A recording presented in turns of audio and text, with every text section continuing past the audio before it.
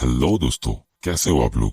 I hope बहुत ही बढ़िया हो, क्योंकि आपके लिए एक बहुत ही बढ़िया बुक की समरी लेके आया हूँ। दोस्तों, हम जब भी स्टॉक इन्वेस्टिंग की बात करते हैं तो सबसे पहला एक ही नाम उभर के आता है, वो होता है वॉरेन बफे का। और जब हम वॉरेन बफे की बात करते हैं तो हम उनके इन्वेस्टिंग सीक्रेट्स को जानने की कोशिश करते हैं, लेकिन हमें अक्सर वही घिसी पिटी बातें सुननी मिलती है, वही पुराने इन्वेस्टिंग कोड्स जिसकी गहराई को आधे लोग समझ ही नहीं पाते। लेकिन एक्चुअली में वॉरेन बफे स्टॉक्स को कैसे चुनते हैं, वो बिजनेस की रिसर्च कैसे करते हैं, वो स्टॉक की इंट्रिंसिक वैल्यू कैसे निकालते हैं, उन स्टॉक्स के लिए कितना पे करते हैं, ये सब कोई नहीं समझाता। जबकि ये सब चीजें वॉरेन बफे हर साल अपने शेयर होल्डर्स के साथ डिस्कस करते हैं Berkshire Hathaway letter to shareholders में। और उसमें से इन्वेस्टिंग के इम्पोर्टेंट लेसन्स को पिक करके यहाँ पे ऑथर ने ये बुक लिखी है। इसीलिए आज मैं आपके लिए इस बुक से प्रैक्टिकल स्टॉक मार्केट के इन्वेस्टिंग के लेसन्स लाया हूँ। तो दोस्तों, ये वीडियो को एंड तक देखना, क्योंकि इस वीडियो में आपको बहुत सारी इंपॉर्टेंट चीजें सीखने मिलेगी जो आपको पूरी लाइफ टाइम में काम आएगी। तो चलिए जल्दी से शुरू कर लेते हैं। उससे पहले अगर आपने ये चैनल सब्सक्राइब नहीं किया है तो जल्दी से कर लो और बेल आइकन को प्रेस कर दो, ताकि आप इन्वेस्टिंग और फाइनेंशियल फ्रीडम के इंपॉर्टेंट वीडियोस को मिस ना कर दो। दोस्तों, हर साल फोर्ब्स मैगजीन दुनिया के सबसे अमीर लोगों की एक लिस्ट पब्लिश करती है, और उसमें कुछ नाम कभी तरक्की करके ऊपर चढ़ते तो कुछ नीचे चले जाते, कुछ नए लोगों के नाम ऐड होते तो कुछ निकल जाते। लेकिन पिछले 30 सालों से एक नाम है जो उस लिस्ट में हमेशा रहा है। इनफैक्ट पिछले 20 साल में वो नाम हमेशा टॉप 5 में ही रहा है। वो नाम है वॉरेन बफे का, जो खुद में एक रिकॉर्ड है। जहाँ एक तरफ लोगों को लगता है कि स्टॉक मार्केट बहुत रिस्की है और उसमें पैसे डूब जाने का डर होता है, लेकिन यहाँ इकलौता आदमी है जिसने सबसे ज्यादा टाइम इस लिस्ट में गुजारा है। और इंटरेस्टिंग बात यह है, उस आदमी ने अपनी सारी दौलत इन्वेस्टिंग की वजह से ही कमाई है। तो चलिए वॉरेन बफे के इन्वेस्टिंग लेसन्स को समझते हैं। Lesson number 1, don't buy a stock, buy a business. दोस्तों, दुनिया में जितने भी लोग अमीर बनते वो कोई ना कोई बिजनेस स्टार्ट करके ही अमीर बनते। अब ये बात आप सब लोगों को पता होगी, क्योंकि सैलरी से आदमी सिर्फ अपना खर्चा निकाल सकता है। तो जो लोग बिजनेस स्टार्ट नहीं कर सकते वो क्या कर सकते? उसका आंसर सिंपल है, वो दूसरों के बिजनेस में पार्टनर बन सकते। इसीलिए हमें वॉरेन बफे यहाँ पे सजेस्ट करते हैं कि स्टॉक ट्रेडिंग माइंडसेट को आपको बिजनेस इन्वेस्टिंग माइंडसेट में बदलना है। अब ये सुनने में थोड़ा घिसा पिटा लग रहा होगा, लेकिन आपको थोड़ी देर में समझ में आ जाएगा कि मैं ऐसा क्यों बोल रहा हूँ। और उसका एक रीजन ये है कि ट्रेडिंग करके आप इतना अमीर नहीं बन सकते जितना इन्वेस्टिंग से आप बन सकते हो। और आप रिकॉर्ड चेक कर सकते हो कि कितने लोगों ने ट्रेडिंग से दौलत बनाई है और कितने लोग इन्वेस्टिंग करके अमीर बने हैं। और इसका प्रूफ वॉरेन बफे खुद है, क्योंकि वॉरेन बफे अपनी यंग एज में वैल्यू इन्वेस्टिंग की टेक्निक यूज करते थे और कुछ ही सालों में स्टॉक्स को बेच देते थे। और एक बार वॉरेन बफे ने अपनी मीटिंग में खुद कहा था कि वो उनकी बहुत बड़ी गलती थी कि वो स्टॉक्स को बहुत जल्दी बेच देते थे, क्योंकि उन्होंने जब एक्चुअल इन्वेस्टिंग करना शुरू की, यानी स्टॉक्स को लॉन्ग टाइम के लिए होल्ड करना शुरू किया, तब जाके उनकी कंपनी बर्कशायर हैथवे की वैल्यू तेजी से बढ़ने लगी कंपाउंडिंग के जरिए। क्योंकि दोस्तों, हम स्टॉक में इन्वेस्ट नहीं करते, हम बिजनेस में इन्वेस्ट करते हैं स्टॉक्स के जरिए। और क्या आपने कोई भी बिजनेसमैन देखा है जो अपने स्टॉक्स को बेचता या खरीदता रहता है? तो इसीलिए आपको स्टॉक्स को खरीदने से पहले उसके बिजनेस को बहुत अच्छी तरीके से समझना है। तो आप बिजनेस को समझोगे कैसे? ये चीज हम वॉरेन बफे से सीखते हैं। वॉरेन बफे बिजनेस को 4 एंगल से एनालाइज करते हैं। सबसे पहला बिजनेस क्वालिटी, दूसरा मैनेजमेंट क्वालिटी, तीसरा फाइनेंशियल क्वालिटी, और चौथा वैल्यूएशन यानी रीजनेबल प्राइस। ये चारों को हम डिटेल में समझेंगे, लेकिन आप में से कुछ लोग सोच रहे होंगे कि इतनी सारी रिसर्च हम साधारण से इन्वेस्टर कैसे कर सकते हैं, हमें तो इतनी सारी चीजें पता भी नहीं होती है। तो आप लोगों के लिए गुड न्यूज है कि चाहे मार्केट कंडीशन कैसी भी हो, वॉरेन बफे यूजुअली साल में सिर्फ एक कंपनी के ही स्टॉक खरीदते हैं, उससे ज्यादा कंपनी के स्टॉक्स खरीदते ही नहीं है। यानी आपको भी जब इन्वेस्टिंग की जर्नी की शुरुआत करनी है तो आपको सिर्फ एक कंपनी की ही शुरुआत करनी है। आपको एक साथ 10-15 कंपनी के स्टॉक्स खरीदने की जरूरत ही नहीं है। और अगर आप चेक करोगे, दुनिया के जितने भी अमीर लोग हैं, जैसे mark Zuckerberg, Bill Gates, Mukesh Ambani, ये लोग एक साथ 10 बिजनेस चालू नहीं करते। ये एक बिजनेस शुरू करते, उस पर पूरा फोकस करते, फिर जब वो बिजनेस सक्सेसफुली चलने लगता है तब जाके दूसरा बिजनेस शुरू करते। इसी तरह वॉरेन बफे भी एक स्टॉक को चुनते, उसकी अच्छे से रिसर्च करते, उसके बिजनेस को पूरा समझते, और फिर जब उन्हें पसंद आता है तब वो उसे खरीदने का सोचते। तो यहाँ पे लेसन नंबर 1 का सबसे इम्पोर्टेंट पॉइंट ये है कि आपको जब बिजनेस खरीदना है तो आपको एक साथ 10-15 कंपनी के स्टॉक्स नहीं खरीदना है, आपको एक बिजनेस खरीदना है उसकी पूरी रिसर्च करके। वो कैसे करते हैं वो चीज हम थोड़ी देर में देखने वाले हैं। और वॉरेन बफे के पोर्टफोलियो के ऊपर मैं एक अलग से वीडियो बनाऊंगा क्योंकि उस पर एक अलग से बुक है। लेकिन फिलहाल के लिए आप ये सोच लो कि इस साल के लिए आपको एक बेस्ट कंपनी चुननी है, तो उसके लिए आप क्या क्या रिसर्च करोगे वो सब मैं अभी बताने वाला हूँ। तो सबसे पहला स्टेप है बिजनेस क्वालिटी। वॉरेन बफे का सबसे पहला रूल है कि वो ऐसी कोई भी कंपनी के स्टॉक्स नहीं लेते जिसका बिजनेस वो समझ नहीं पाते। फिर वो चाहे स्टॉक कितना भी पॉपुलर हो, वो बिजनेस का प्रॉफिट्स कितना भी ज्यादा हो, वो स्टॉक्स कितने भी सस्ते में मिल रहा हो, ये सब चीजें मैटर नहीं करती। मैटर करता है तो सबसे पहला rule, are you able to understand the business. मतलब उस बिजनेस के प्रोडक्ट्स और सर्विसेज, उसका ऑपरेशंस, उसके कितने कंपटीशन है, और उस कंपनी के पास ऐसा क्या एडवांटेज है जिससे उसके कॉम्पिटिशन्स उसका प्रॉफिट छीन नहीं पा रहे। यानी ऐसा क्या मोट है। इस मोट के ऊपर मैं एक अलग से वीडियो बनाऊंगा, इस पे एक अलग से बुक है, क्योंकि वॉरेन बफे के हिसाब से ये एक बहुत ही इंपॉर्टेंट फैक्टर होता है किसी भी बिजनेस में उसके लॉन्ग टर्म प्रॉफिट्स के लिए। इसीलिए वॉरेन बफे बिजनेस की क्वालिटी में कोई भी कॉम्प्रोमाइज नहीं करते। फिर चाहे उनको सालों साल कोई भी कंपनी में इन्वेस्ट ना करने मिले, वो चल जाएगा। क्योंकि वॉरेन बफे का सबसे पहला इन्वेस्टिंग रूल है डोंट लूज मनी, और रूल नंबर 2 है don't forget the rule number 1।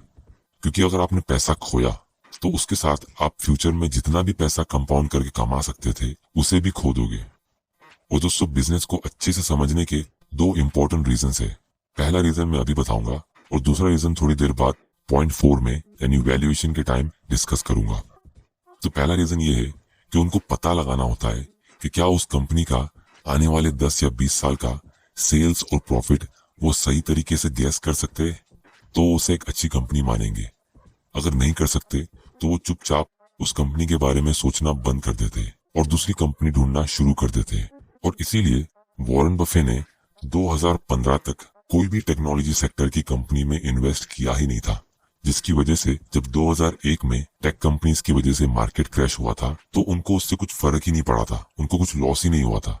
क्योंकि जो लोग 2000 में टेक कंपनीज में महंगे प्राइस पे स्टॉक्स खरीद रहे थे, उनको खुद को पता नहीं था कि वो बिजनेस कैसे काम करते, वो बिजनेस प्रॉफिट्स कैसे कमाने वाले। और इसीलिए अगर आप कोई कंपनी को आने वाले 10 या 20 साल में गैस नहीं कर सकते कंपनी कहाँ होगी, तो वो इन्वेस्टिंग नहीं, स्पेकुलेशन होता है।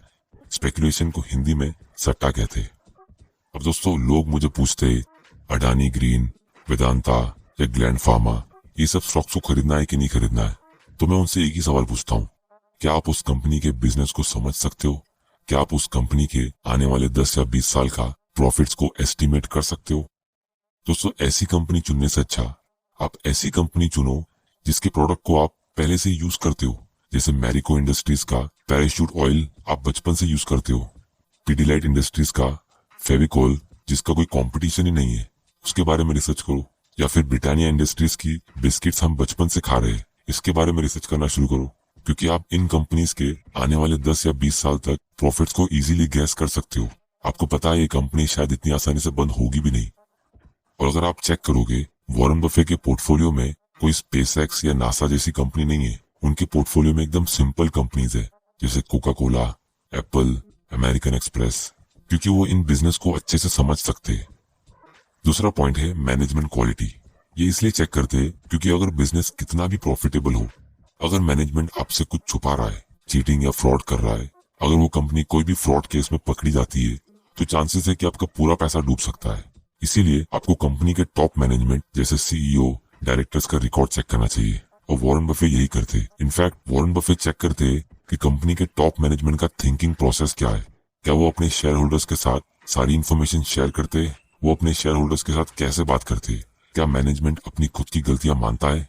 जैसे कोई नया प्रोडक्ट लॉन्च किया हो और वो फेल हो गया, तो क्या वो मार्केट को ब्लेम करता है या खुद को।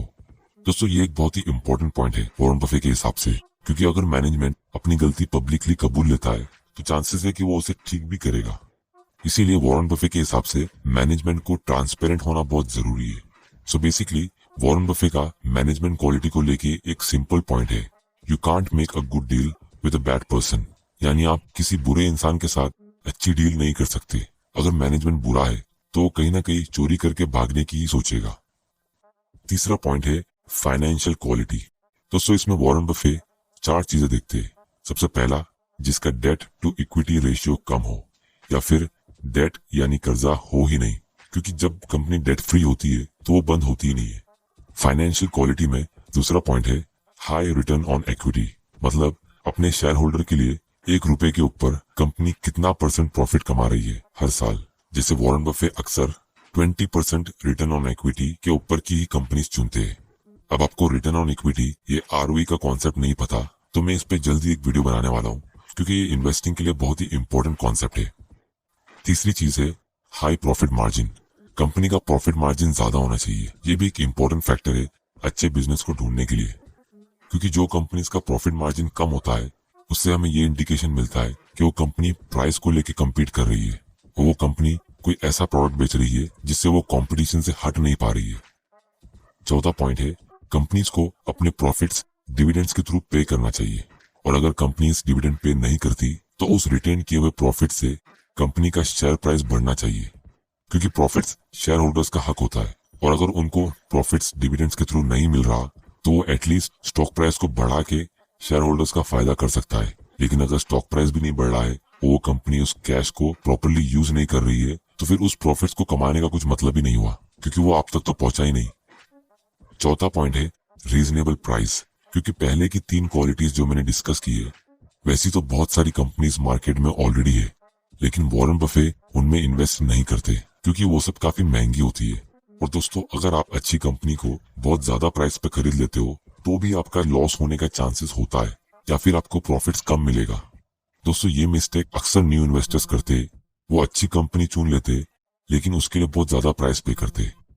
और अगर आपको ये जानना है कि स्टॉक्स को बहुत महंगे प्राइस पे खरीदने से क्या प्रॉब्लम होती है, तो आप यहाँ क्लिक करके बेंजामिन ग्राहम की सिक्योरिटी एनालिसिस की बुक समरी देख सकते हो, जिसमें मैंने डिस्कस किया है कि अगर आप कोई भी स्टॉक को ज्यादा प्राइस पे खरीदते हो तो उससे क्या प्रॉब्लम हो सकती है। तो दोस्तों, वॉरेन बफेट वैल्यूएशन करते कैसे? उसका आंसर काफी सिंपल है। वो पूरी कंपनी का इंट्रिंसिक वैल्यू निकालते, यानी उनके हिसाब से उस पूरी कंपनी की कितनी वैल्यू होगी वो पता लगाते। और ये वैल्यू हमेशा एक एस्टिमेट होता है, यानी एक अंदाजा, क्योंकि आप कोई भी कंपनी का एक्चुअल वैल्यू एग्जैक्टली पता नहीं लगा सकते। ये हमेशा एक अंदाजा ही होता है। जैसे अगर आपको किसी को बताना हो कि कोई इंसान मोटा है तो आप अंदाजे से कह सकते हो कि वो 130 या 160 किलो का होगा। अब आपको यहाँ पे एग्जैक्ट पता लगाने की जरूरत नहीं है कि वो 147 किलो का ही था। इसी तरह वो भी स्टॉक का इंट्रिंसिक वैल्यू का एक एस्टीमेट निकालते हैं और फिर उस एस्टीमेटेड प्राइस को उस कंपनी के मार्केट प्राइस से कंपेयर करते हैं। अगर वो स्टॉक उनके एस्टीमेटेड प्राइस से सस्ता बिक रहा है तो उसे खरीदने का सोचते, अगर महंगा होता है तो वो वेट करते। तो दोस्तों, आप सोच रहे होंगे कि वॉरेन बफेट इंट्रिंसिक वैल्यू निकालते कैसे? दोस्तों, उसका फॉर्मूला भी काफी सिंपल है। आपको कंपनी की ओनर्स अर्निंग को डिस्काउंट करना है गवर्नमेंट के लॉन्ग टर्म बॉन्ड रेट से, और जो भी कंपनी की प्रेजेंट वैल्यू होगी वो कंपनी की एक्चुअल वैल्यू होगी। अब आप में से आधे लोग यहाँ बोल रहे होंगे ये ओनर्स अर्निंग क्या होता है, और बाकी के आधे लोग कहेंगे ये डिस्काउंटिंग क्या होता है, और बचे हुए लोग पूछेंगे कि गवर्नमेंट का लॉन्ग टर्म बॉन्ड रेट क्या होता है। तो दोस्तों, आपको मैं बता दूं, ये सारे कॉन्सेप्ट सिर्फ सुनने में डिफिकल्ट है लेकिन एक्चुअली में काफी इजी है। इसके ऊपर मैं एक डिटेल वीडियो बनाने वाला हूँ, और अगर आप नॉन फाइनेंस बैकग्राउंड से भी हो तो भी आपको पूरी तरह से ये समझ में आ जाएगा, क्योंकि इन्वेस्टिंग मेरे हिसाब से सिंपल है, कॉम्प्लिकेटेड नहीं है। और जो भी कहता है कि इन्वेस्टिंग कॉम्प्लिकेटेड है तो वो हो सकता है आपको कुछ बेचने की कोशिश कर रहा है। और वॉरेन बफेट ने भी एक बात कही थी कि इफ कैलकुलस और algebra was required to be a great investor, I would have to go back delivering newspapers. मतलब आपको सिर्फ बेसिक मैथ्स पता होना चाहिए, प्लस माइनस मल्टीप्लाई डिवाइड, ये चीज अगर आपको आती है तो आपको ऑलमोस्ट इन्वेस्टिंग का वैल्यूएशन का हिस्सा आता है। आपको सिर्फ थोड़े बहुत कॉन्सेप्ट समझने हैं और बाकी का मेन हिस्सा इसमें कॉमन सेंस का होता है। तो दोस्तों, वॉरेन बफेट के हिसाब से अगर वो कंपनी की फ्यूचर प्रॉफिट्स को लेकर इतना श्योर है कि ये कंपनी आने वाले 10 या 20 साल में बंद नहीं होगी और उसके प्रॉफिट्स को कोई छीन नहीं सकता, यानी उसका प्रॉफिट्स हमेशा बढ़ेगा ही, तो वो उनकी कंपनी से इतना ही पैसा एक्सपेक्ट करते हैं जितना वो एक सेफ गवर्नमेंट बॉन्ड से एक्सपेक्ट करते हैं, जैसे इंडिया में फिलहाल 6% के आसपास का मिलता है। और वो यहाँ पे कोई रिस्क के लिए एक्स्ट्रा रिटर्न एक्सपेक्ट नहीं करते, क्योंकि वॉरेन बफेट के हिसाब से आप कंपनी में इन्वेस्ट करने के लिए उसके रिस्क को परसेंटेज के थ्रू एक्सपेक्ट नहीं कर सकते। इसीलिए याद करो, पॉइंट नंबर 1 में मैंने कहा था कि वो ऐसे बिजनेस में ही इन्वेस्ट करते जिसमें वो बहुत ज्यादा श्योर होते कि उसका प्रॉफिट्स आने वाले 10 या 20 साल तक बढ़ेगा या एटलीस्ट कम नहीं होगा। इसीलिए वॉरेन बफेट यहाँ पे कोई भी रिस्क प्रीमियम ऐड नहीं करते। अब दोस्तों, यहाँ पे एक रियल एग्जांपल लेते। वॉरेन बफेट के करियर में उन्होंने एक कंपनी बहुत सस्ते प्राइस मिली थी जो उनकी लाइफ की बहुत अच्छी डील थी, द वॉशिंगटन पोस्ट कंपनी। ये कंपनी का ओनर्स अर्निंग 1973 में 10.4 मिलियन का था, और वो टाइम पे यूएस गवर्नमेंट का लॉन्ग टर्म बॉन्ड रेट 6.8% का रिटर्न दे रहा था। तो इस हिसाब से कंपनी की एक्चुअल वैल्यू हुई 150 मिलियन। इसका सिंपल मैथ ये है कि आप 10.4 को 0.068 से डिवाइड करो, जो होता है लगभग 152 मिलियन। लेकिन दोस्तों कंपनी वो टाइम पे मार्केट में सिर्फ 80 मिलियन में बिक रही थी, यानी वॉरेन बफे को इस कंपनी में 45% का मार्जिन ऑफ सेफ्टी मिला। और इनफैक्ट वॉरेन बफे के हिसाब से वो कंपनी की एक्चुअल वैल्यू होनी चाहिए थी 400 या $500, क्योंकि वो टाइम पे इंटरनेट नहीं था और वो एक न्यूज़पेपर कंपनी थी जिसकी बहुत सारी सिटीज में मोनोपोली थी, जो वॉरेन बफे के हिसाब से एक पावरफुल मोट होता है। तो दोस्तों इसी के साथ मैं शेयर करता हूँ इस बुक का 5th और सबसे इम्पोर्टेंट लेसन, वॉरेन बफे के 5 इन्वेस्टिंग प्रिंसिपल्स। सबसे पहला, ignore the market, be a business analyst not a market analyst. यानी आपको पूरी दुनिया में स्टॉक मार्केट में क्या हो रहा है इस पे ध्यान देना ही नहीं है, आपको सिर्फ और सिर्फ ये देखना है कि उस कंपनी में क्या हो रहा है, क्योंकि अक्सर अच्छी कंपनीज खरीदने के मौके स्टॉक मार्केट क्रैश के बीच में ही आते हैं। 2, choose the best, no need to diversify. यानी आपको डाइवर्सिफिकेशन के लिए 20-25 कंपनीज की जरूरत नहीं है, आपको सिर्फ बेस्ट कंपनीज का पोर्टफोलियो क्रिएट करना है, फिर चाहे वो 3 कंपनीज का भी हो या 5 कंपनी का, वो भी चल जाएगा। क्योंकि वॉरेन बफे के हिसाब से risk come from not knowing what you are doing. मतलब आप पोर्टफोलियो को डाइवर्सिफाई करने के लिए 5 कंपनीज ऐसी ऐड कर रहे हो जिसके बारे में आप कुछ नहीं जानते, तो आप पोर्टफोलियो का रिस्क बढ़ा रहे हो, कम नहीं कर रहे हो। 3, बेट बिग व्हेन इट्स टाइम। यानी जब आपको अच्छी कंपनी सस्ते प्राइस में मिल रही है तो वो आपके लिए एक ही कंपनी काफी है आपको अमीर बनाने के लिए, इसीलिए उसमें कॉन्फिडेंस के साथ आपको बड़ा अमाउंट इन्वेस्ट करना चाहिए। Lesson number 4, ignore the economy. दोस्तों पूरे देश में क्या चल रहा है, इकोनॉमी किस कंडीशन में है, कौन सी सरकार आई है, कितने लोगों को जॉब से निकाला जा रहा है, ये सब चीजों पे फोकस करने की आपको जरूरत है नहीं, क्योंकि रिसेशंस और मार्केट साइकिल्स आते रहते हैं। और सबसे लास्ट और सबसे important advice, when you buy a good company hold it forever. अगर आपको कोई अच्छी कंपनी मिलती है जिसका बिजनेस आपको अच्छे से समझ में आता हो, जिसका मैनेजमेंट बहुत ही अच्छा है, जिसकी फाइनेंशियल कंडीशन काफी स्ट्रांग है और उसको आपने काफी रीजनेबल प्राइस पे खरीदा है, तो आपको ऐसी कंपनीज को हमेशा के लिए होल्ड करना चाहिए। उसको उसी तरह होल्ड करके रखो जैसे आपने वो कंपनी खुद स्टार्ट की थी। तो दोस्तों ये थी summary the Warren Buffett way book की। अगर आपको इस वीडियो से कुछ सीखने मिला तो इस वीडियो को जल्दी से लाइक कर दो और इस चैनल को सब्सक्राइब कर दो, ताकि मेरे ऐसे इंपॉर्टेंट वीडियोस आप मिस ना कर दो। दोस्तों वीडियो को शेयर करना मत भूलना, और दोस्तों मुझे कमेंट के जरिए बताइए कि मैं कौन सी टॉपिक पे अपना अगला वीडियो बनाऊं।